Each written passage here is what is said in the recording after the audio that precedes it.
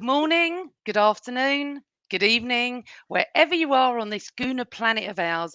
Welcome to the Same Old Arsenal Sunday post-game breakfast show. Now, to the left of me, I think it's to the left on the screen, is our guest Mervyn. Hello, Mervyn. How are you doing? Hello, I'm doing good, Amanda. It's great to be here. I have my Michael Thomas 89 mug with coffee in it, raring to go. Perfect. Now, we do have another guest coming. Unfortunately, he's not here yet. It's Mr. James Johnston. Don't know where he is. Hopefully, he's still not in bed, but I've messaged him and we'll see where he is. We will get on with the show and I will bring him in when he comes. So, good morning, everyone. Welcome to the show. Everybody in the chat room, hello. Thank you for joining us on this beautiful, well, I'm based in London, near London, sunny Sunday morning. And what a sunny Sunday morning it is for all Arsenal fans. Beautiful win at the Emirates yesterday. Lovely day out. So, Mervyn, you went to the game yesterday, didn't you? I did. I have to. And I throw my hands up. I've had to miss 3 or 4 recent games. I had an injury, yeah, my knee. I fractured my knee, so I haven't been able to get to the last 3 games. But I made it through the pain barrier yesterday. fantastic. Um, High hopes. I must be honest, I went to that game pretty cocky and positive. It's the first game I've not stressed the whole week about. I've said for the last few weeks we will win all our games to the end of the season, but I've also said City will as well. So tell me your thoughts on that game. But before you do, let's bring the teenager in who's late to the show. Hello, teenager. I'm 33. Talking Yeah, about well, you're having teenage Wait, moments. Being you're a late. teenager. You're a teenager to me, James. And me. Welcome to the show, James. Welcome to the show. sorry. Right, carry on. I've ruined your flow. Keep going.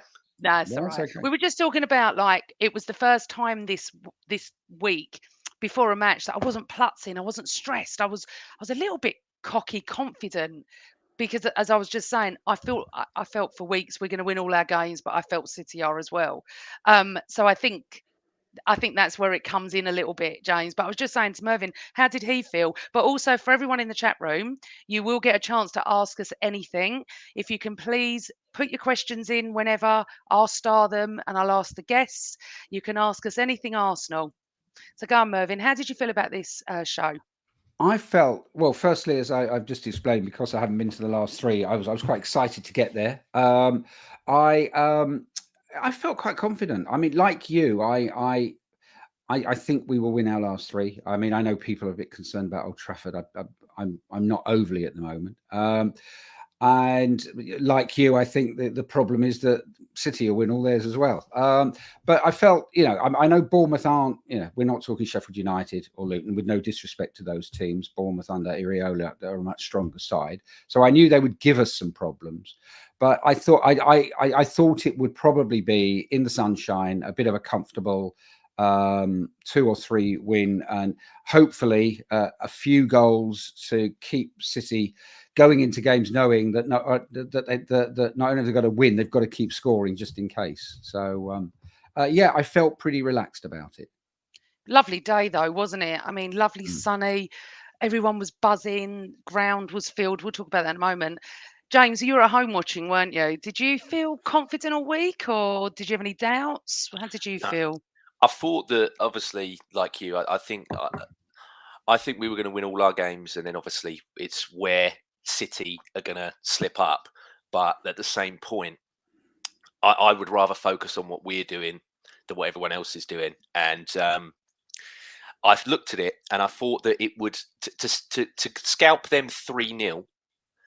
I think in the grand scheme of things, if you look at it, that's a very, very good result considering the form that they were on and how good of a side that is that's developing. He's got a very, very good relationship with Mikel Arteta.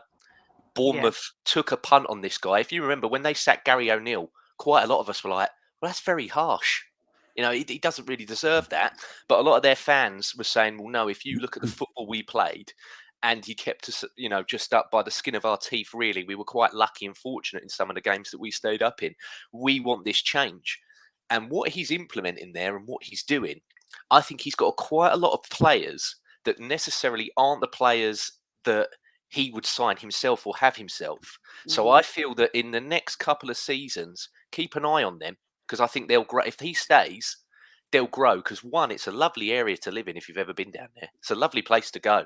So that will attract them. And I think him as a manager will attract people. And if they're not careful, he could possibly be poached as a manager as well. So yeah, I thought we would win, but to be a comfortable 3-0 with albeit some decisions that people are questioning, I think it's a very, very good result and performance. And also, James, I was saying to Carl that I didn't realise how good Bournemouth were. I thought they played really well yesterday. I didn't, just maybe in front of goal, but I thought as a a team that were fighting relegation and stuff like that, that newly promoted as well over the years, I was really impressed. And I like managers like, is it Ario? How do you say his name? I never, I think it's Iriola, isn't it? Iriola, yeah. Iriola. I know I'd say it wrong. You know, good up and coming manager. No, you're right. Probably could be poached. Know Bournemouth very well. My son's at uni and I go there often, so I totally get that. Beautiful place to live. Oh my God, fantastic. So I get that as well. So let's just start off. Really, any surprises with the team? Either of you, Mervyn? Did you think anything would be different? No. James is nodding as well. Yeah, no. I suppose the only surprise might be that Thomas Partey could start 2 games on the trot. But I mean, other than that, tongue in cheek, I said that. But no, I expected the same team. I think this pretty much will be it. Yeah, I do as well. And you know, we're going to go through the players, but I often think, Trossard's such a brilliant impact sub, and he proves me wrong every time. Honestly, proves me wrong, and I love him. But I would also like to say as well, because I'm all over the place this morning. I've had a very busy day, and my dad had his 78th birthday this week, so he was out last night, and we bought him the Arsenal away top. So I had to wear that yesterday as a surprise for him, and my nephew did as well. It was lovely. I love the away top. First week of it coming out, I thought it was absolutely Someone abhorrent. has to, don't they? So Honestly, thought I'm it was glad you awful. do. But honestly, James, this is no word of a lie. And I tell this story. I was in my local shopping centre. Someone walked towards me wearing it. It was the summer. I was like, that is awful. That I'm just embarrassed by it. I stopped him and his girlfriend, and we started chatting. I said, "Can I have a feel of your top?" I said, "I really don't like this top."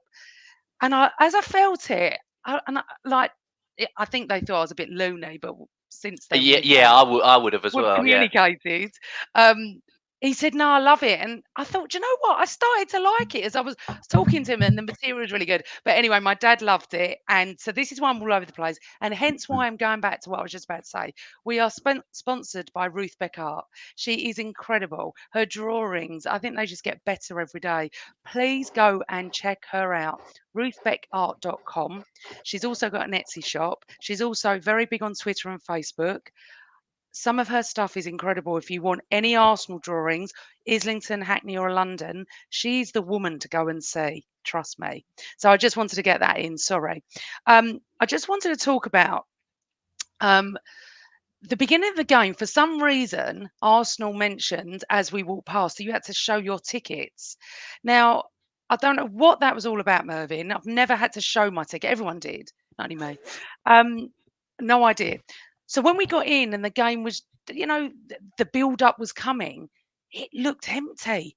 And I was like, how can this stadium look like this? We're going for the league. And the bloke in front of me said there are queues outside galore.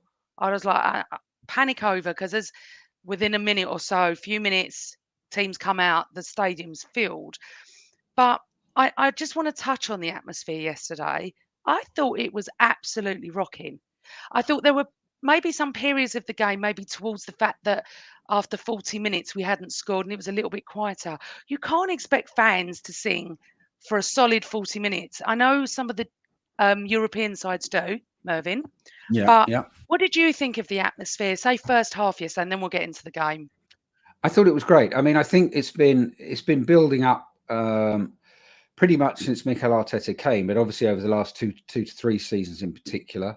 I think going off at a slight tangent, because it's a lot of the work I do is around the world of work, and it's the same thing. A lot of things have changed post-COVID, and those couple of years of people not getting together to do things has had a longer-term impact on several things. And it could be something to do with this as well, that the fact that there's a relief, and particularly as since the end of that period, we've been challenging.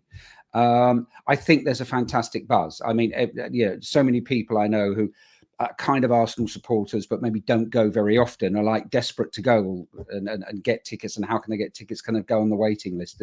There feels to be a real momentum, and it's I hate to say it, but a younger kind of momentum as well. They've got really something to believe in. They've got a team they can identify with. They've got players they can identify with. I can see from my son's friends. There's a passion building.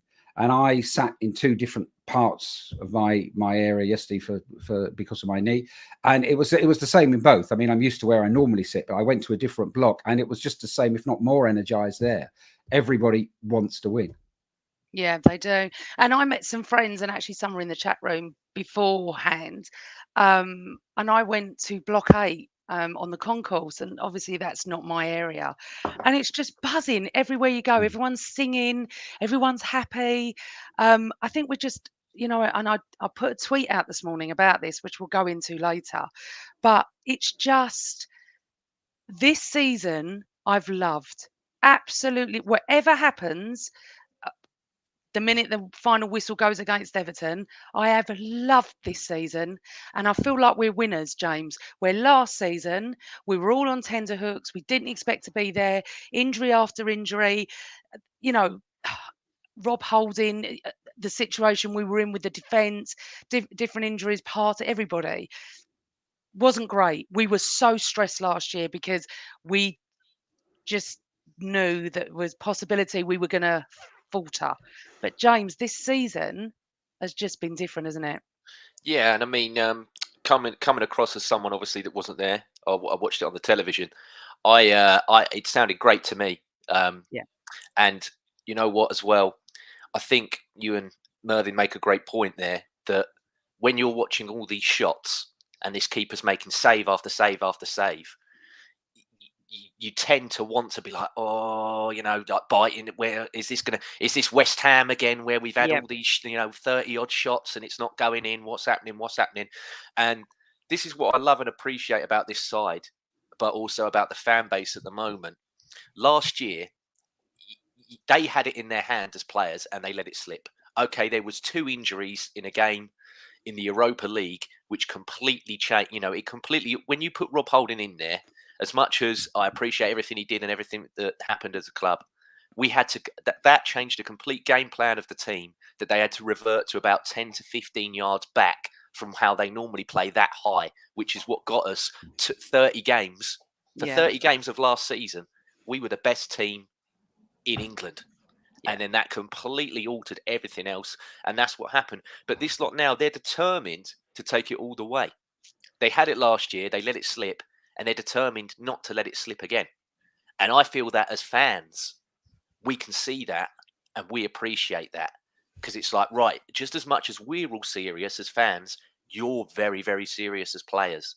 And we've had before players that we used to like, we used to love, some of them even adore them. But you knew they weren't serious. You knew you weren't ever going to win anything with these. But this lot, they want it.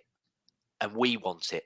And I think that bond, and that's what you two were conveying as well, that bond is so strong.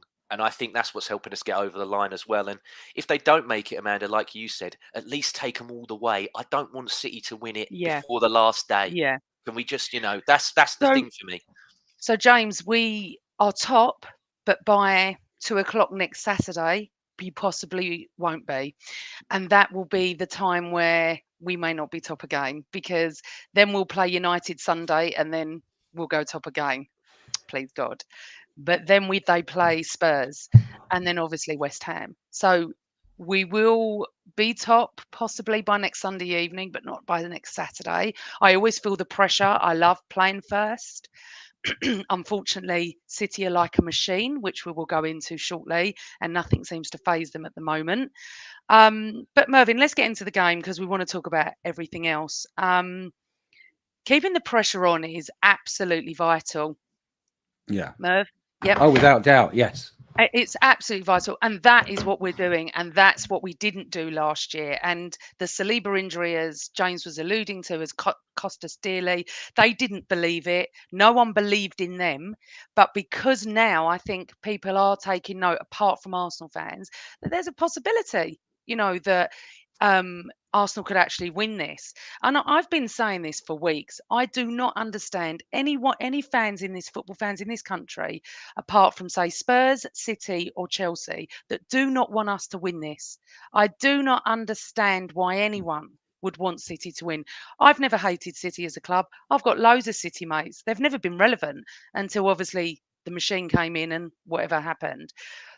But I don't understand why rival fans do not want us to win this, apart from the three I mentioned.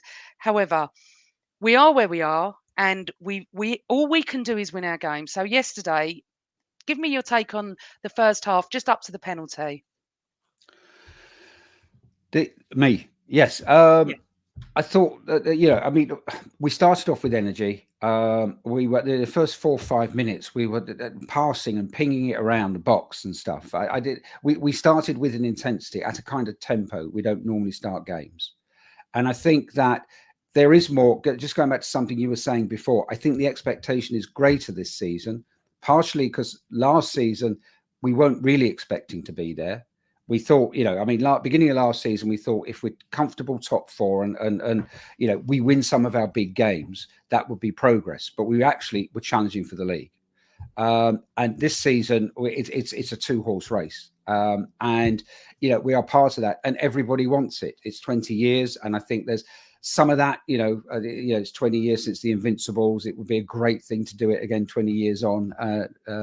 So I think that there is a belief. And I think the team know this. I think there is noise from the start. I mean, we had the applause for poor Daniel. There was a real atmosphere. Yeah, we had a real atmosphere. And at kickoff, as we kick off at home, you can feel it. You can feel you can feel the energy right from the start. And when they start attacking at that kind of tempo and pace, even if we're not scoring in the first few minutes, it gets the crowd even more energized and more kind of with it. So I think it's a great way to play, and I think that to touch on your point about other fans not wanting it, I think some do. I mean, I watched the Spurs game in a pub with a Chelsea friend last Sunday. To be honest, a lot of Spurs fans there, but yeah, he doesn't want City to win the league. Although he's a Chelsea fan and we're just beating them 5-0. But your mate just said in the chat room, yeah. Merv, because our fan base is unsufferable. Every fan base has got insufferable fans. And you see a small section on Twitter, to be honest. I think all football fans are the same. They all love their club. They're all tribal, aren't they, Mervyn? So yes. But why do you want City? Someone actually put a very interesting tweet out this morning, about how boring and dull he wasn't a football fan, a certain football fan of a certain club. How dull it is that they just keep winning it. It's becoming like Scotland, isn't it? With the Rangers and the Celtic over the years. But sorry, Mervyn, go on. So the Chelsea fan actually said he wanted us to win it. Yeah, he doesn't want City to win it. Well, obviously, City kind of came and took over, the Abramovich mantle, really. Yeah. So I think fans do want us to win it, but I think there is this thing about I'm proudly insufferable. Someone's just said. I think there is this thing about Arsenal fans get a bit cocky and insufferable, and you know what? I think some of it's jealousy. Some of it, is from fans who haven't seen their clubs. We've seen quite a bit of success. I mean, 30 years ago, is it today? We were lifting a European trophy. I was there. I've been lucky to have seen quite a bit of success. I'd like to have seen more. I haven't seen as much as United and City fans. Well, probably, City maybe, because this has only been recent. But I think there is a real hunger to see it. And I think that the fact that we're good and the fact that Mikel Arteta gets other fans angry because of the way he is during games, and that's what we love. We love his passion and his fire and his intensity. That's what we like about it, and that spills over to the team. And I just think other teams are jealous because they don't have that. Okay. Anything to add to that, James? Then we'll go to the first half. Yeah, I get it because, and again, it goes back to what Mervyn said earlier about it's a younger lot that are coming through. None of this younger lot at the moment support Manchester City. The 18 to 35-year-old demographic which is the loudest and most vocal, either in grounds or outside or on Twitter, have grown up, and they either probably support Arsenal because we were very good in the 2000s. They support Man United because they were brilliant in the 2000s and the 90s, or they support Chelsea or a Liverpool. And nobody supports Man City. So that's why they don't want City. They can go to work because they know there's no Man City fan there. They can go in the street where they live. There's no Man City fan there. They know Arsenal fans, and they know that an Arsenal fan, if we win the league, will bowl it in there. Hey, you know, and we'll keep going, and we'll keep going, and we'll keep going, because that's what we do, and that's what any fan should be doing. Any trophy you win, that's what you should be doing. You know, I can tell you now, James, if we win the league, I will be wearing my Arsenal top with Declan Rice on the back. You put the and tweet. That'll be it. Yeah, you put the tweets up that you have your Arsenal specific mugs. And each week you take a drink out your little mug, you know, give it a little twirl. Hello, I'm still here. And it winds people up. But that's it. Nobody knows Man City fans. But I will say that the generation that's next and that's coming along, they will be loads. People know me. They know I live in Essex, right? I go to my high street on a Saturday after I finish the gym because I have to walk through the high street to get home. I'm seeing a Mahrez shirt, a De Bruyne shirt, a Haaland shirt, the JJBs or Sports Direct, whatever it's called now. Other shops are available, by the way. I don't want to get you in trouble.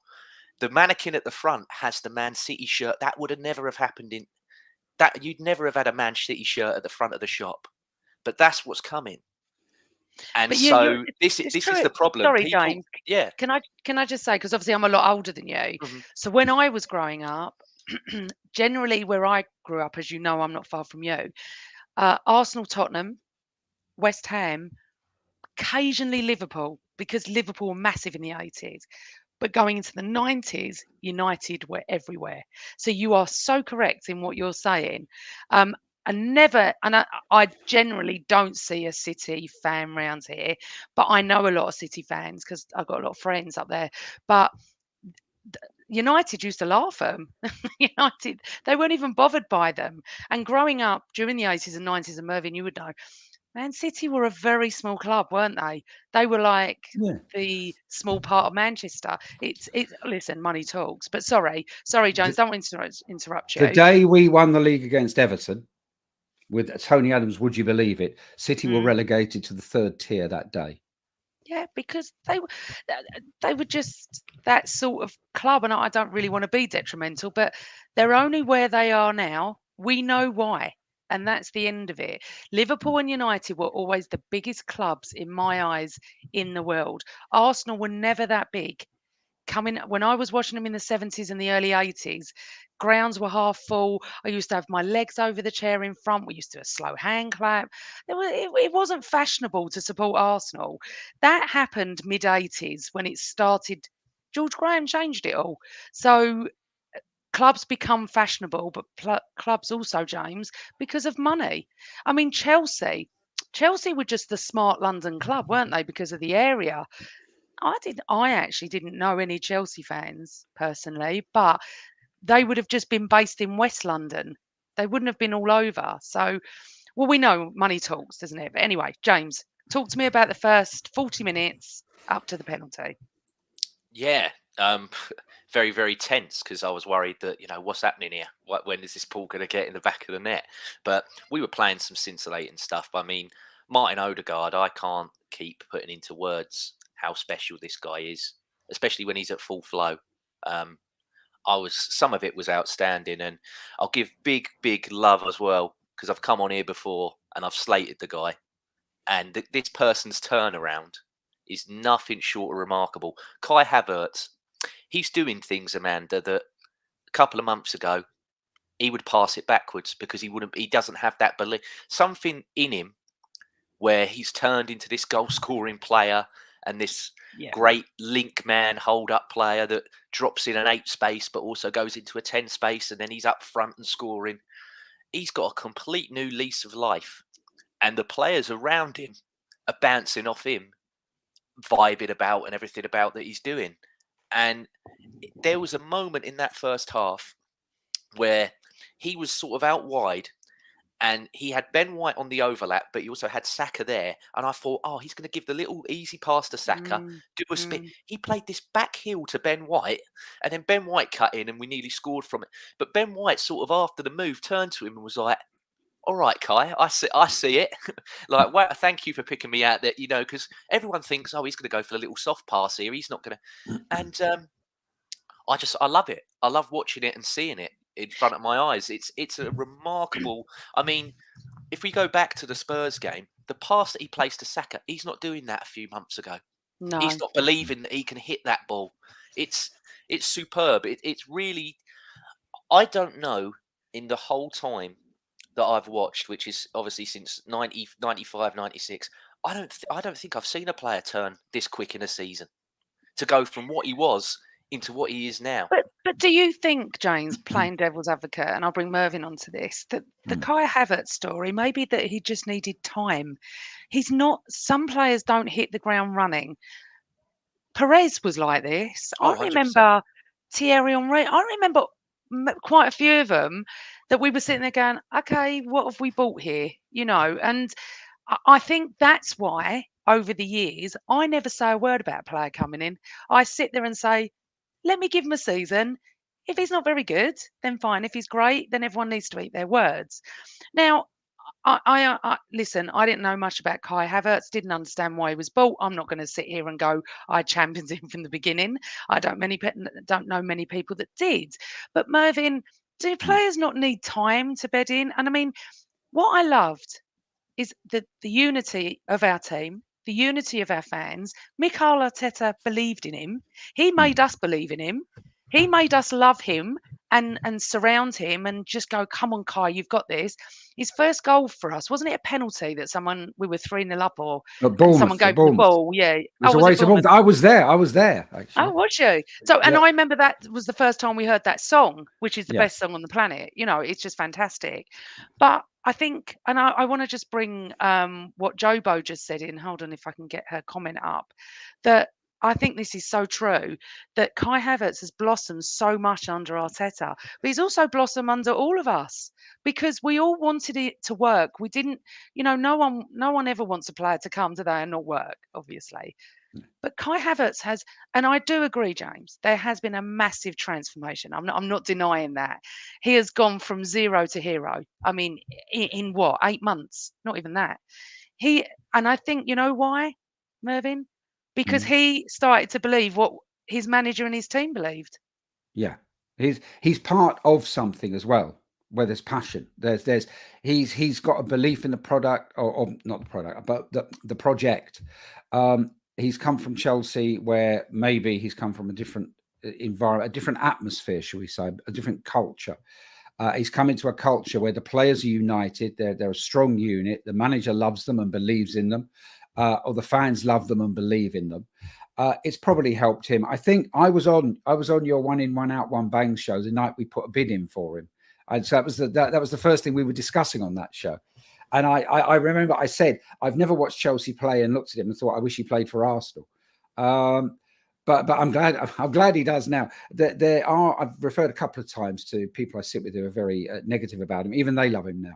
I don't know anyone that doesn't, to be honest. Yes, it took time, and I think he wasn't sure of his place. The 60 million down the drain song was started at the beginning of the season because I got to Palace away. That was our second game. Oh, was it and there? It was being sung, and I did put on Twitter, who's the song about? And somebody said Kai Havertz, and I assumed it was a joke. I didn't think there'd be I couldn't think that would. I think they were joking. He was saying, look, it's 60 million down the drain to sign him. I didn't realize that was the song about Kai Havertz. So I don't know who started it, but it was the Bournemouth away game was the one where it really took off. I think it's been great because I think firstly, when he came in, we were told he's the replacement for Xhaka. Well, he is in terms of a team position or a team number, if you like, but not in the way he plays. And Mikel Arteta had this role in mind. He didn't throw him into it immediately. He didn't put him up front straight away. He put him in this advanced midfield role, this kind of, kind of semi number 8 on the left role, which he seemed a little bit out of place because it's not something he'd done before. He seems to understand the role he's got now. He seems to know where he fits in, as you're saying, doing stepovers and things. I think he feels the love of the fans now, which maybe he didn't feel at the beginning. And in some respects, I don't think he's let us down. I mean, he's been there whenever we need it. He scored some pretty crucial goals. And as I said, even the people who were very negative about him at the start all love him now. I mean, it's. I mean, I don't even know what to say, James. I did not expect that to happen. Sometimes a transformation of a player can take a couple of seasons, not a couple of months. But again, as I said, Arteta and Edu obviously believed in him. He didn't want to be at Chelsea, did he? No one really took any notice. When he signed, I'm sorry, I don't know anyone that went, that is incredible. This is brilliant.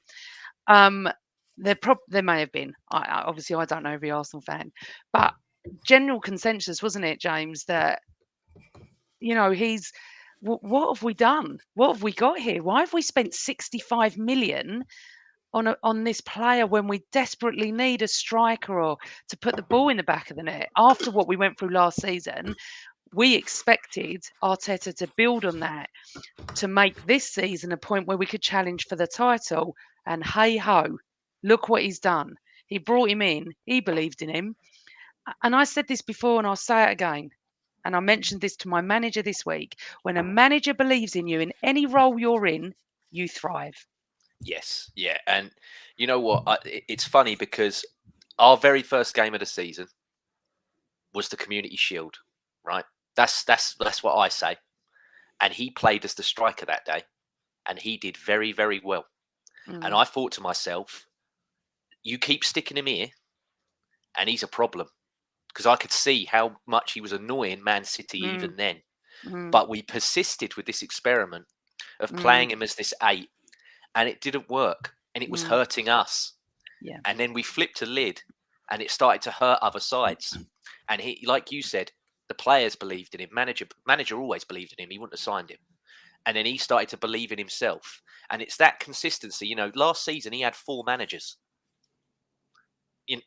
That's not consistency. He had 4 different people telling him to play in 4 different ways. Under 4 different people. Exactly. Chelsea was chaos. Now he's in an environment where it is, all love, and he's loving it.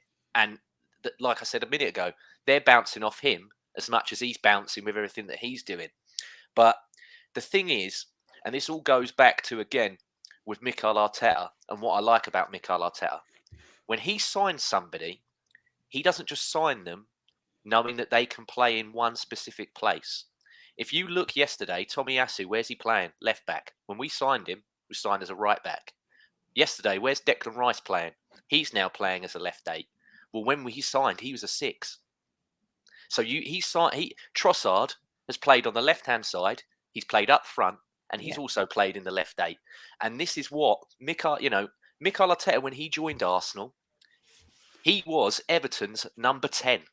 Goal scoring, captain, playmaker, free kicks, corner kicks, you name it. But then we had Fabregas go, and we had all other absolute mess going on that he then had to become a 6. He became a defensive midfielder, sacrificed the game that he used to play as a number 10 to come in and play as a number 6 for Arsenal. So this is what he looks for. When we sign somebody, don't just think they're being, Ben White, gone from being a centre-back signing to being one of the best right-backs in the league. Yeah. If not the best right-back in the league on current form. We have a history of doing this, don't we? Playing them out of their positions and changing their position to see what their better position is. The thing is, none of them moan, Amanda. No. Because they believe. They're like, yeah, okay, I'm with it. If this is what you see me as, then I'll do my job where you see me. Kivi or another one, signed as a centre-back, playing at left-back. We can go on and on and on. And it's the versatility which is helping us get over the line. I just want to bring Melissa's comment in here. Hi, Melissa, and welcome to everyone in the chat room. I am starring your questions. Can you imagine rocking up to Arsenal from chaotic Chelsea, confidence low, and you've got Arteta bigging you up, Ødegaard clapping you and cheering you on? That is confidence, and that is my point. Absolutely. You need to believe, not only do you need to believe in yourself, but it always is a wonderful position to be in when everyone else around you does. Now, this wasn't going to turn into the Kai Havertz show. It was actually going to be the Declan Rice show, which generally is. But I just want to talk about. I still want to talk about the first half. We had lots of chances. It was one of those, wasn't it? It was like I thought, is this ever going to go in? We fully deserved to go in 1-0 up. But Mervyn, I'm going to come to you first. Yeah. We were in the ground. I will tell you my first instinct when Havertz went down is that it wasn't a penalty. And I'm still sticking with that. Okay. By the laws of the game, it probably is. And the fact that all strikers get this as a penalty. When a player leaves their leg there, that's my opinion. I'm always a fair fan. I'm not saying he dived, but they are taught to go down. Alan Shearer said, he often says it, you've got to look for it. I felt he looked for it. I felt it wasn't a penalty. What do you think? I had, interesting enough, I didn't see it in the ground. I had moved to watch it on the screen at my stand. I think I mentioned at the beginning, if you weren't on, I'd injured my knee a few weeks ago, so I was finding it difficult to sit there. I got a better seat in the second half, so I was watching it on the screen, and my first thing was it was a penalty. And with VAR, I always look at it first and think, before VAR, if I go back 20 years and think, if I saw that happen in the ground, would I think penalty? And yes, I would. And I don't think any opposing fan would say that's not a penalty because he left his foot dragging slightly there. And we didn't used to say things like that. No. Maybe on Match of the Day, they'd go through it in slow motion and say, he bought that one or he was looking for it. That's a Harry Kane kind of dive. Exactly. That's a Harry Kane. He's the master of it. Thank you, Yomi. That's true. Yeah. And so he's playing like a centre forward, Kai Havertz, looking for it. I think it's the kind of thing I always think with the VAR stuff. Before VAR, would we have felt hard done by? If I was a Bournemouth fan, would I have felt hard done by? Sort of, you might think, oh, the big clubs always get those decisions. But ultimately, up until the beginning of VAR, we'd have looked at that and thought 9 times out of 10, yeah, that's a clear penalty. But now, of course, anything in the box is kind of your immediate thing is, oh, was it? Is it? And I think that's, I think that was a penalty. He looked for it, but then the best strikers always have done. And he did the right thing. And I can't see there would be any complaint. I think it would have been very difficult. A difficult precedent if they overturn that, because they've let lots of those go this season, and it's got to be a clear and obvious error, and that wasn't a clear and obvious error. No, and I get that, and I totally understand, and that's my point. It's a penalty in this day and age, but it's not a penalty for me. I said it straight away without any replays. We don't get to see replays. I didn't even ask anyone. I said to Cole, that is a dive. To me, that looks like a dive, and I'm always honest. But James, you were watching at home, so you've got the benefit of 24 replays in about a second. Was your first initial instinct it was a dive or not? No, it was a penalty. 100% a penalty. You thought it was a penalty? Yeah, okay. And I go to what your chat is saying. Jamie Vardy, Harry Kane, Salah, Son. I can name Grealish, Doku, Bernardo. I can name you Rashford. I can name you players galore that have done this, and you go to a studio setting. That's really clever play. That's smart. That's the minute Kai Havertz does it. Yeah. Cheat. Shame. Oh my! Why has he done that? No. He's made contact. The goalkeeper, regardless, has been sucked in by what Mervyn has said there. Clever play from the centre forward. He's done. Kai Havertz has sussed it. If I leave this here, he's going to kick me, and he has, and he's kicked him. So, unfortunately, a bit like all the people that went mad about the Jesus one against Brighton, doesn't matter if he's left his leg there, and you've kicked it. Yeah. Again, go back to the game last week against them lot down the road. I was going to say that people were debating that penalty. It's not a debate. He's kicked him in the gonads, whether you want to admit it or not. Yeah. He's kicked him there. So. Again, James, last week straight away, I said to Cole, "That's a penalty on Rice." That is a penalty for Rice. He's like, no, he's arguing with me. I said, that is a penalty. I don't even have to see it again. Yeah. And that's why I started off saying, in this day and age, that is 100% a Yeah. penalty. Can Because if you're I going to give just it to jump in here Kane, as well, yeah, of Amanda, course. quickly? The thing that annoyed me the most as well, again, is right, and I don't. Again, you guys were both there, so I don't know if you had the benefit of it. It was then being looked at for an offside from the pass. And I Oh, was right. just like, what are you doing? You know, before that. And I was just like, you are so desperate Yeah. to find something in here to not give Arsenal this penalty that you've rewinded it all the way back to the. I could tell Havertz was offside about 20 minutes before you started looking at all the replays. It just, it's so stupid and it takes so long. And for Well, you it did. guys that are there, Yeah. it's We such a booed. rubbish process for you lot because you have no audio, you have no description of it, because you must have been sat there going, well, what are they looking at now? What are they doing now? It just dragged and dragged. It was ridiculous.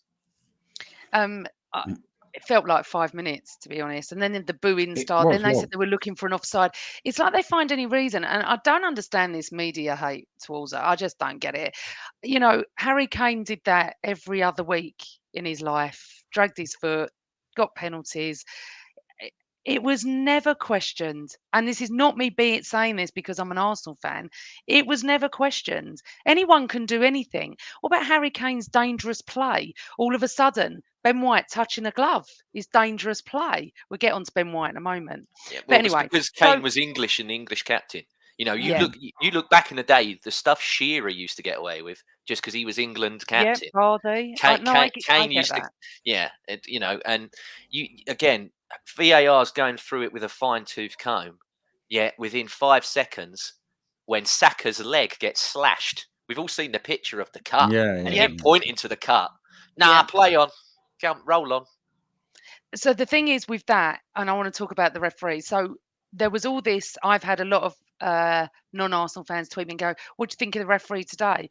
Well, the referee gave the penalty. It's down to VAR to overturn it if they think it's clear and obvious they didn't. That is a penalty in today's world. It's not a penalty in my world, but it is what it is. Saka steps up to convert, and I tell you something, it's pressure. You're 0-0 with a couple of minutes to go. I felt that was the first time I felt stress at that game. Was at that moment. And I was thinking, I just even shout, go left, Saka. I mean, I'm not down that end, I'm down the North Bank end. And nice penalty, went the wrong way. We're 1-0 up. Listen, as I said, I didn't feel that concerned. So we come out for the second half. Mervyn, what did you think? Because interestingly, that James is praising Erdegaard because I thought he had a good game, but the people I with didn't. And it is funny what we see and what other we all see it so differently. For me, man of the match is no doubt is Declan Rice. He was just like a warrior yesterday. He's every game, but he's just getting better and better. But anyway, we'll go on to that in a moment. But Erdegaard, the midfield, how do you think we played out until we got our second with Trossard? I mean, we kept at it. I know what you say about, you know, fans see things differently, and they do. I mean, one of the things is that you do these shows and you're very active on social media, on Twitter, on X and stuff. Therefore, you have your views, you have your analysis, you put it out there to a lot of people who will agree with you and maybe say if they disagree with you. And I'm a bit like that with the guys I sit with because, you know, obviously I come on this show sometimes, but I'm always following you and Chris and everybody online and stuff and reading the blogs people write. But people who don't actually do any of that, don't ever listen to a podcast, don't ever go onto social media to see what other fans say, tend to have very different views on it or very different perspectives on what they're watching. Because it's the little nuances about what some of these players do that we're used to talking about that they don't necessarily see. So I think that's why some fans see it quite differently in the ground. But I thought I thought we kept at it, and I thought that, you know, Bournemouth became stronger in the second half. I was concerned about an equaliser a couple of times. I felt, you know, they were building up a bit of momentum here. But I'm quite relaxed, unlike last season, because I'm not expecting. Famous last words. I suppose only 2 games left now. I'm not expecting us to capitulate. because it's all quite mapped out. And I just felt it was the kind of thing, if we kept playing and kept doing what we're doing, we will score again, because this team always seems to have another goal in it. There's always seems to be another chance for a goal. And that's what over the last, certainly since the turn of the new year, and obviously the 5s and the 6-0s away from home and stuff, we've now got this belief that we can go out and score 3 or 4 in every game. Absolutely. Yeah. I think, and also now you're becoming obsessed with clean sheets. I never really Yeah. thought about clean sheets. For as long as we won the game, I couldn't care less if we won it 4-3. But now, James, I'm like, David Raya, I want more clean sheets. And we have to say that he has won, what's it called? Golden Glove of the season or something for 15 most clean sheets. Yeah. That's incredible. From again, we could have the whole Ramsdale Raya debate where What did I tell you at the time? And you no, and your no, chat, James, I have to say no. We're not on BBC. You don't get to talk over me. I'm going to talk over you. I'm the host. This isn't BBC radio.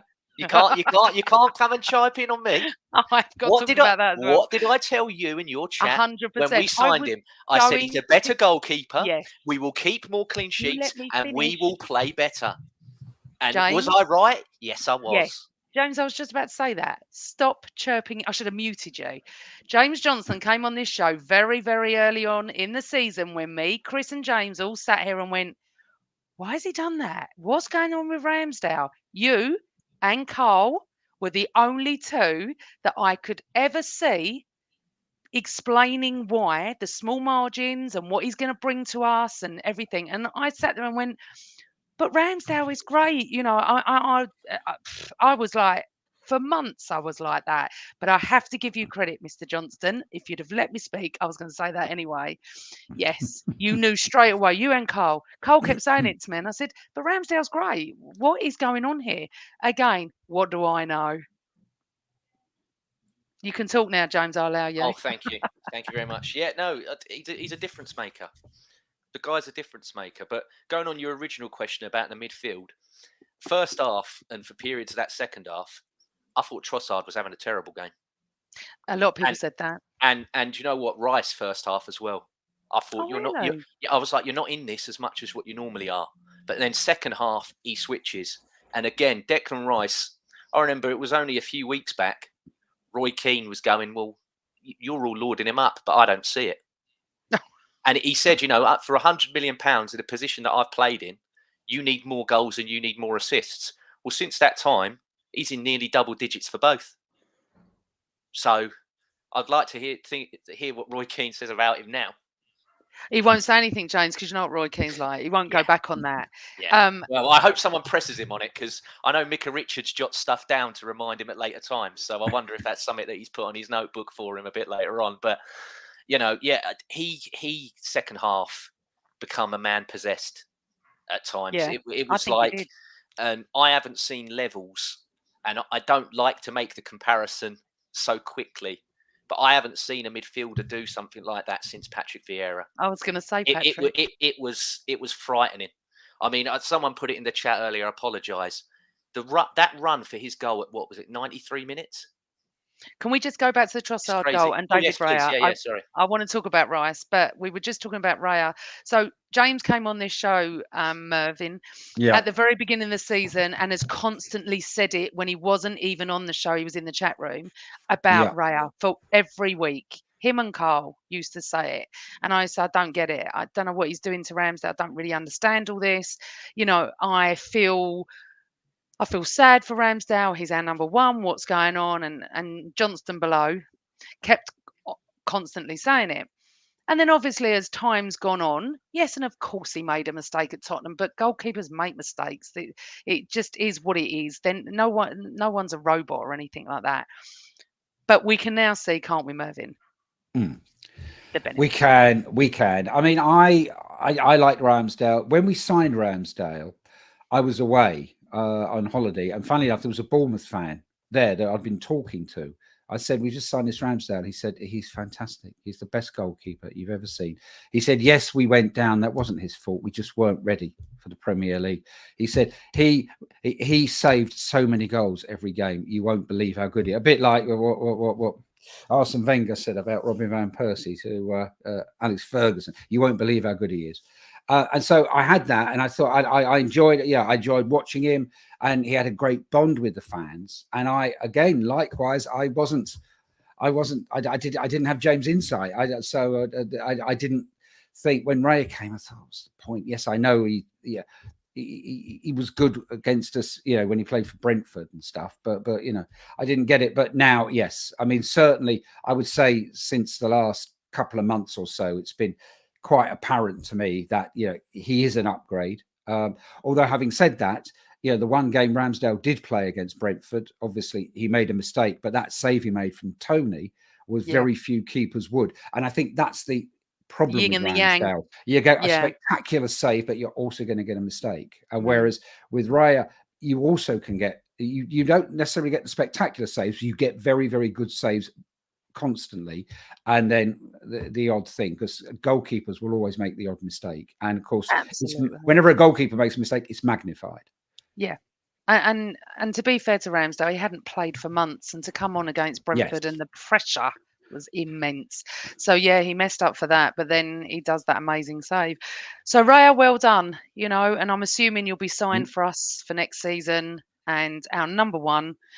And you proved us all wrong. Again, Arteta proves us all wrong. I would say though, his mistake last week at White Hart Lane, or whatever it's called these days, had they come back and got the third, I think there might have been, certainly on social media, there might have been a bit of a negative outpouring about him and the mistake that let them back into the game. That's all I would say.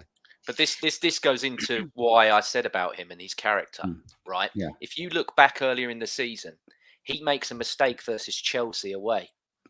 Yeah. And they nearly scored from it. After he's wrong on the cross shot from Mudryk, but then he made another one and they nearly scored. But then after that, he carries on playing the same way. And Arteta in the press conference afterwards said, this is what I like. He's accountable for his mistakes, but then he doesn't change who he is or the ethos that I want from my goalkeeper and my team. Yeah. And that was the same. If you watch the Tottenham game, after he makes that mistake, he catches every single ball. He's still distributing. We nearly score from him pinging a ball to Martinelli on a breakaway. And that's the difference. When Ramsdale made that mistake versus Brentford that you're talking about, yes, he still made them Hollywood saves, but everything he played was short. He didn't go long because he was scared of, making it again. And that's the difference, is that he will still keep going and doing what the manager wants. He's got a lot of confidence as well, Raya. Yes. Yeah. Well, he has, hasn't he? Because he messed up at Tottenham. He totally did. We know that. But as James said, and I was going to say that, every other ball he got, he didn't affect him, and that's what we need, because goalkeepers are going to make mistakes. I mean, you and I, Mervyn, remember Bruce Grobbelaar? What an amazing, fantastic goalkeeper! But boy, did he make the biggest howlers. But you still would have rather had him in your team as your goalkeeper than not. I loved Bruce Grobbelaar. I thought he was an incredible goalkeeper. Would have done. So I thought you were about to say we're old enough to remember George Wood, but I am, but you're probably not. I do remember the name, but no, I'm not as old as that. Not a great goalkeeper for Arsenal, I'm afraid. But right, time's moving on. I want to get to the questions and a few other bits as well. So Trossard scores a lovely goal on the 70th minute. We're all sitting there going 2-0, right? We'll probably get another one, maybe another couple. Let's keep a clean sheet. So all of a sudden, I'm starting to think clean sheets. And then we do just need to do a tiny bit on Declan Rice, which I know you've alluded to, but I actually think that I'm in love with Declan Rice. This is like a Declan Rice loving every single week since the beginning of the season. Obviously, we've had his youth team coach on, Anthony Gow. He will be coming back. We'll probably have him on over the summer. And I say it again, the first thing I said to him is, what we getting for 105 million, Anthony, the day after he signed? And boy, was he right. And I say the same thing every week. He is so immense. He is so amazing. And the one thing that Alan Algar also was very, very vocal in getting Declan Rice to Arsenal for many years. He really was. Alan watches a lot of West Ham. And he said to me, if we could get Declan Rice at Arsenal, I said, he'd never come to Arsenal. Because I know. And I thought, that's exactly what we need, though. A really good player. I accentuated on a really good player. He's not a really good player. he's awesome. He's incredible. But we've done that. We've stepped that level up, and that is what Anthony said on this show. He will step up a level. Anthony is a West Ham fan as well, but he said, watch the level go. And Alan said to him at the beginning of the season, he needs to add goals. Well, hey ho, hasn't he had goals? I don't know how many he scored, but on the 97th minute, James, he comes storming through. Honestly, I can't even tell you how much of a joy he is to watch, but I'll let you do it. Well, yeah, I mean, the assist first and foremost, if you want to go back to the Trossard, it's a Oh, lovely, Trossard, yeah. it's a lovely layoff. It's a Oh, lovely, no. lovely bit Oh, of it's lovely bit beautiful. of football. And then the goal, yeah, I mean, like I said, I ain't seen someone stride through people like that since the great Patrick Vieira, who's arguably in my top 3 that I've ever seen play for Arsenal in the time that I was going. So, yeah, it's amazing. It's absolutely amazing. And this is a guy that's had such a a big impact on a team that, again, you talk about raising a level. He's nearly got better numbers than Granit Xhaka had in his best ever season for us. So this is just how, and again, it goes to what I said earlier in that, we bought him originally thinking because of Thomas Partey's injuries, Jorginho, he's not getting any any younger. Sorry, Younger. El Neni, you're not putting El Neni there as much as we all love him and his big hair. He's not playing that position week in, week out. You can't trust him to be there. So you're thinking, well, this guy's going to be a number 6. He's our new defensive midfielder. He's that anchor player, but he's better as an 8. He's better running into the box, arriving into things, creating play, linking play, and he's got a shot on him as well when he needs to. And the set piece deliveries, I don't know if that was something we found out when we went to Dubai and we changed it, because since January, he's been taken. He wasn't on him originally. It was Martinelli or it was Trossard or where. He's got a brilliant set piece delivery. I mean, we've not scored a direct free kick since Odegaard against Burnley when it was the Amazon season, as I like to call it. We haven't scored from a free kick directly since then. I'd like to see him take one because I think he could whip one into the top bins. I mean, I think he's got it in his locker. It gets so exciting, James and Mervyn, doesn't it? When we get a corner and it's Declan Rice's side, you're like, oh, this could be a goal. I get excited at any corner these days. I mean, that's another podcast in itself. I was on the radio last. God, this is really blown up, actually. I was on the radio last week discussing Tottenham Arsenal with a Tottenham fan who actually lost his way with me. And I joked about it on the podcast and everything. I didn't know he actually did a podcast. I didn't know who he was. And I was alerted by people on this podcast in the chat room on YouTube comments saying to me, you've been mentioned on the Big Six Gens. He loves you. He absolutely loves you. And I watched the first 10 minutes and I absolutely laughed my head off. Called me a moron. I was hilarious, absolutely hilarious. But the one thing that I jumped on the minute he said it was, well, Saka took a bad corner. I jumped on the radio show. I said, that's ridiculous. Saka did not take a poor corner. He put it right into the danger area, hence why your player had to head it in. And we started arguing, and I just thought a bit of banter. I'm often on the radio with different rival fans, and it's absolutely...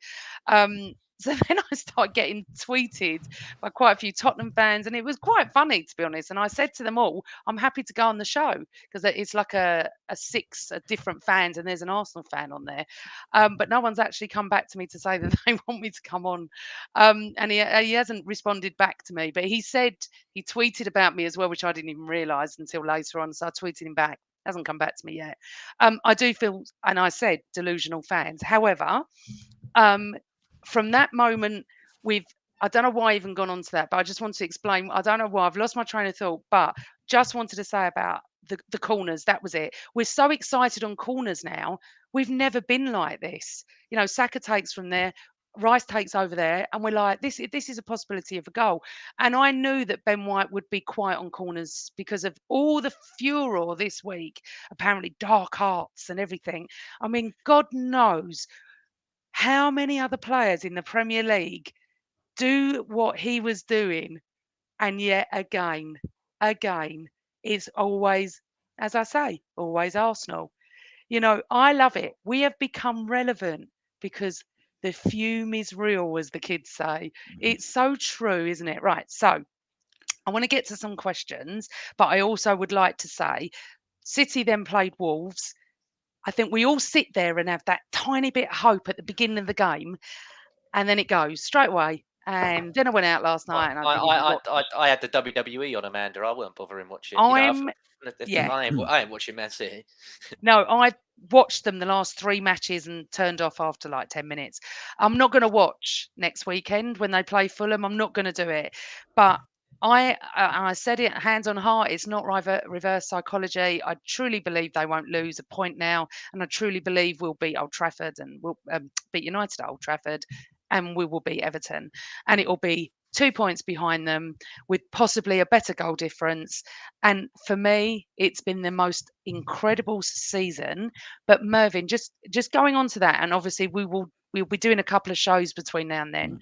Yeah. Is it a successful season for Arteta and us if we come second, or is it not? Well, for me, yes. Yes, it is. I mean, the last 2 to 3 years is success. It's kind of, we've had these cycles of obviously been going a lot longer than you two. So it's, I mean, I started with my dad taking me as a kid. The first game I remember as being taken to was the Fairs Cup final. So when I was a kid, I remember going and Arsenal were winning things. And then, of course, it's been a bit peaks and troughs. But this is probably, I mean, the Invincibles were an unbelievable team. And I'm not saying this team is going to go a season unbeaten because football's changed in the last 20 years. But this is probably as strong a team as we've had since then, I believe. And I think this team can go on and win things. And I'm excited to watch them. They're exciting to watch. There were games in the George Graham era. We brought success, but we'd sit there and think, God, this is boring. This is just grind out a 1-0. But it's exciting. This is, it's kind of, and players like Declan Rice. In fact, the show I was on, the one in, one out, one bangs, was the one where I said that's the player I want, and we just put the bid in for him. We put a bid in for Rice and for Havertz, because to me, if future England captain, future Arsenal captain, probably, or having said that, Ødegaard's younger than him, so probably not.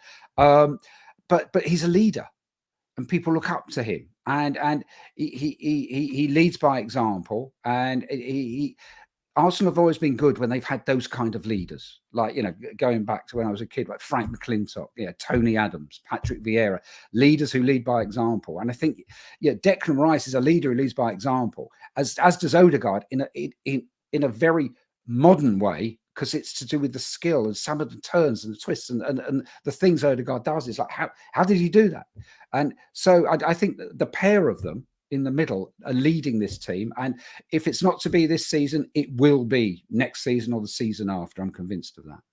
So it's kind of, we've won big games. We haven't dropped, we didn't lose to City this season. We've performed well in the big games. And there's definite progress, and I think that I'm very optimistic about the future. So for me, before we get to James, it's 100% yes, 100% successful. I feel like we've won something, even though we haven't, because we are growing and the trajectory is going up. And I'm watching wonderful football, and it's very hard to beat a nation state that support a team. And at the end of the day, we're doing it in a wonderful way. As you said, we're watching wonderful football. James, just quickly on that, because we are way over an hour. And we did. We won the Community Shield. We did win a trophy. We have won a trophy. If fourth place was a trophy, the Community Shield's a trophy. Yeah, no, well, I have a completely different outlook still. So, the first game of the season was the 11th of August. I did my first podcast of the season on the 9th, where I predicted the table, the cups, everything else. I put Arsenal top of the league. I still think we're going to win the league. So winning the league to me is success. I said at the start of the season, I want to win the league and I want to get to at least the semi-finals of the Champions League. He got to the quarters. So I'll give him that. But I still think we're going to win the league. So you did actually on our podcast. I've got it here in my podcast book at the beginning. I'm just checking. Albert and you were on the first show. He's put City, Arsenal. You've put Arsenal, City. I've not given up. No, I actually think Fulham might be the one as opposed to the other lot. Having said that, the other lot are on bonuses. To okay, so this is where I'm going to ask you, James. Where do you think it's going to drop? I don't know. I don't know. I'm sorry, I don't know. But well, it's not going to be Spurs, is it? Because Spurs, I don't know. It won't be Spurs. It would be so them to help us. It would be so them to help us get something. Because they're the way they've gone on about let's roll over, let them tickle our belly. It'd be so funny for them to help us. It would be. Yes, But I know, but can I just say something about that? And I totally understand the Tottenham thing because City don't do well at Tottenham. They are so appalling at the moment, and I all know. their fans will be singing Blue Moon. They'll probably boo their players if they score. So the atmosphere will be very strange for the team that night, the Spurs team. They're not good enough to beat Man City. Forget anything. I've wiped Spurs out. For me, if it's going to come, it's Fulham. That's the only where I can see it because West Ham, they're not lovers of ours either because of Declan Rice, but maybe the players at West Ham want Declan Rice to win it. You just don't know. Listen, I love your positivity. I've already accepted it, and I know I've said I would never do this, but I'm good because I'm happy with our season. So I'm Yeah. like, if we win this and I'm at the Emirates, I think I firstly will 100% cry, and I think I'll go into shock. But I truly believe at this moment I can't see City dropping any points. So for me, Well, we go come back second. since January. We've had 17 league games. Yeah, we've won 15 and got a point, which is a point we wanted. We Yep. wanted to go to Man City and not lose. The only game we've lost is that 2-0 against Villa, which you can pick the bones out of and go, oh, for God's sake, if we just finished and everything. Other than that, we've been flawless. I think we're going to win our next 2 games as well. So do I. So yeah, I'm with you. How can there will be people that will be mad at it. You know that. We all know that. But realistically, if you can't look at the trajectory of where it's going and think to yourself, all these other clubs are going to go through a transition again. We're going to be the club with consistency. City are going to be so it will still be for next season. It will still be us and City because the others have got such a way to catch up, and I don't believe they're going to do it. No, and a lot of City fans are saying to me now that next season's yours. They weren't saying it this season, but they're saying next season's yours. And I was like, Well, I don't mind winning it 2 in a row, Amanda. So yeah, no, let's exactly. I'll take that. Right, just quickly, give me your predictions for us for Old Trafford. Mervyn? I think we will win 3-2. James? I am going to go 1-0 Martinelli because he wears number 11. He's going to do the tribute to Sylvain Wiltord. Yeah, we're going to win 1-0. Now, I've gone 1-0 as well. I haven't done that for a lot this season. Yeah. And I was thinking about Sylvain Wiltord because if they do lose, Overmars wore 11 as well, didn't he? So yeah, that's another one. Yeah, Martinelli. Yeah. And again for United, as much as they don't like our fan base and stuff, they hate City more. So it's going to be a strange game. I don't think they'll be that distraught either way. They hate us whatever more. happens. They hate us more. Because like I said, it's the fans of the 90s, and they want to stop us badly. Because Which again, is bizarre. No Man United fan lives in Manchester, so the ones that actually are going to get bothered by a City fan, it's true. None of them live there. None of them live there. You've got Man United season ticket holders that come from Ingatestone, Amanda. They get the train up. I know that, yeah. But I know some Man United fans that are from Manchester as well. Well, I thought that they're like. Well, Yomi agrees with you, James. Yomi agrees with you. He said United hate us more. I do, and I believe so bad. I believe that, Yomi, which is so bizarre to me. I don't hate anyone more than I hate Tottenham, regardless of anything. But it does seem like people are going with a very positive Arsenal win next week, which is great. Okay, let's go to some questions, and then I'll get everybody out of here so you can enjoy your bank holiday Sunday. Simon Lester. Good morning, Simon. Thank you for getting up. Not specific players, but what position is our weakest at present? Mervyn? I saw that flash up. I thought you were going to ask me that first, aren't you? Well, it can be a quick answer. It's fine. For all the praise I've lavished on him, I earlier on, I suspect our weakest position is centre forward, and that's no slight on Kai Havertz. But I think we need a centre forward who can bang 30 goals a season. Which is what Angela It was another one. No Yeah. question that Kai's Oh, improved, but I still think we need an out-and-out centre forward with a killer scoring instinct. We need to convert more of these fabulous chances we're creating. So is that what you're trying to say? Yeah. yes, yes. I just said it much better. Which I said at the start of the season. You saw that last night. Erling Haaland, if they played another 15 minutes, would probably wiped out the goal over it, the goal Yeah. difference advantage. We don't have that kind of a striker, and that's what we need. Right, James, I'm going to come to you. Just going I on would that. say the wing is our weakest. Which side? Both. Right. You got good starters, but if one of them go down, Yeah. yeah, I think we do. I agree. Andy Love, James Johnston. How much is Havertz worth now? well, to me, he's priceless. So, yeah, I think you would make a profit on what we paid for him right now, if that helps. But 80, 90 million? On a good day, depends who it is that's buying him. But I wouldn't sell him. So, but yeah, I get what he means. Yeah. Okay. Angela T, again, thank you for your comments. Do you think that Benny Blanco stayed away from their keeper on our corners because of all the attention he's received since the Spuds game? I'm kind of hoping he's back with it at Anana next week. Mervyn, I did allude to that. That's what I think's happened. I think the press, he knew that we could possibly get a goal disallowed because of what, the press have done, and if he did something yesterday. Yeah, I mean, the team around Arteta are very hot on this and probably had a word with him beforehand to say they're going to be looking. The referees are going to be looking for this. So just, they probably tweak the routine slightly in training as well. James Johnson, one from Carl Stark. Has Partey done enough at the end of the season to avoid being sold in the summer? That's a great question. I'm not 100% sure.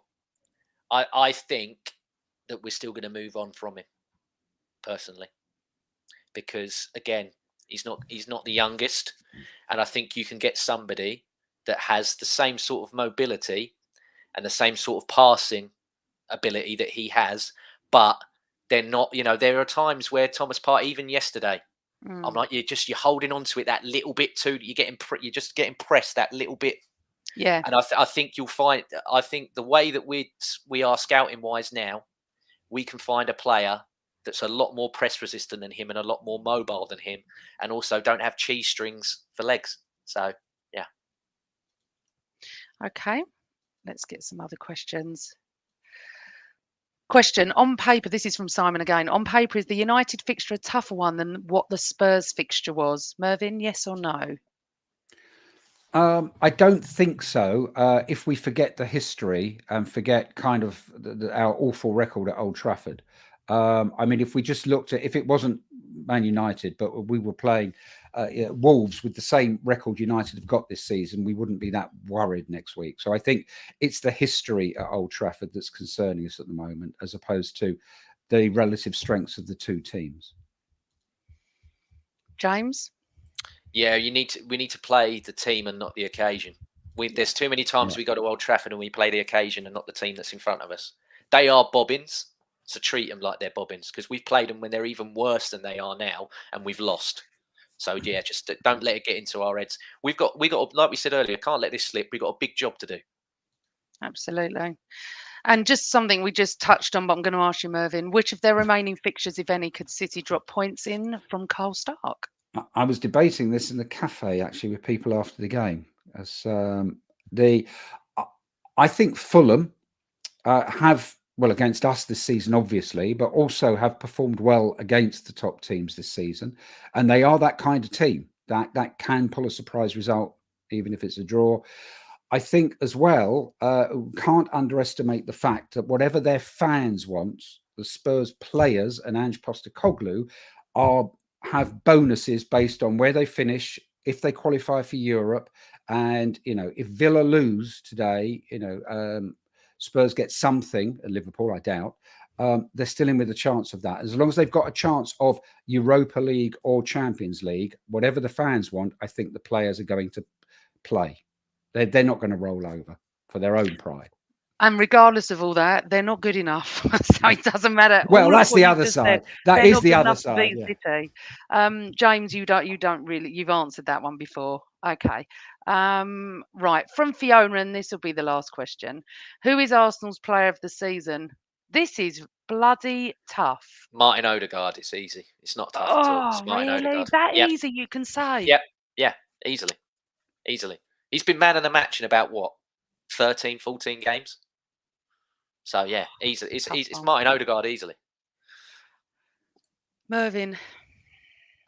I was going to say Declan Rice, but now James is making it's a toss-up between the two. Well, as he said, Odegaard, I'll have to say Rice. It's really, really tough here, because then you look Amanda, at this is the best thing, because in your chat now, there's everyone. everyone's saying a different player. So that just shows you how good.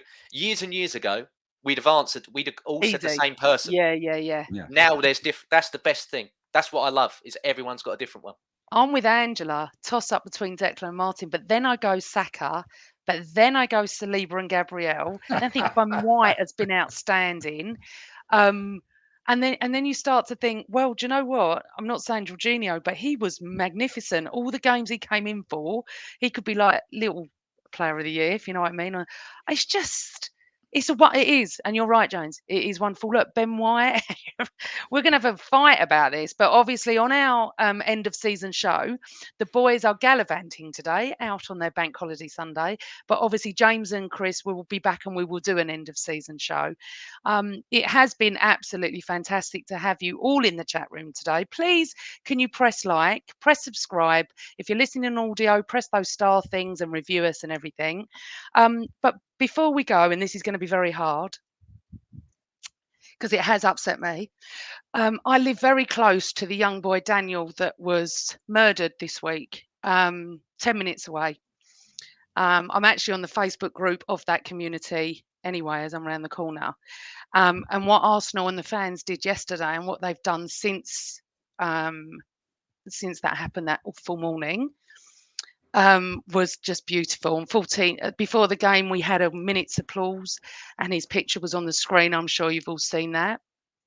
And at 14 minutes, there was a mass social media, tweet. Everybody was saying on 14 minutes, we want everyone to clap. But as Mervyn, you alluded to, not everyone's on social media. But let me tell you, the minute that 14 minutes come and people started clapping, it was incredible. The whole stadium was clapping. It seemed everybody was up for that minute. We saw people sitting on the, sorry, I knew I was going to lose my words, substitutes clapping and things like that. It's hit everybody hard. It was a young boy on his way to school. So